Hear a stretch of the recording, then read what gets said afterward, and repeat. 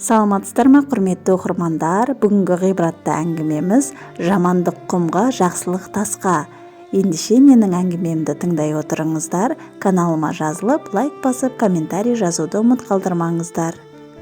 Екі дос сахарада сапар шегіп келе жатып, әлденеге келісе алмай ерегісіп қалады. Бірі ашуланып, екіншісінің бетінен ұрып жібереді. Досының соққысы жанына батса да, ол жақ ашпайды. Бірақ құм бетіне бүгін менің жан досым бетімнен ұрды деп жазады. Содан соң сапарларын ары қарай жалғастырады. Көп ұзамай алдарынан үлкен көл кездеседі. Екеуі суға түсіп, салқындап алуға бекінеді. Суға түскені сол-ақ екен, таяқ жеген жігіттің аяғына балдыр оратылып, тұншыға бастайды. Серігі жалма-жан көмекке ұмтылып, өлім қатерінен оны құтқарып қалады. Бір ажалдан аман қалған жігіт өз-өзіне келгесін орнынан тұрып, тасқа ойып мынадай сөздер жазады. Бүгін менің жан досым өмірімді сақтап қалды.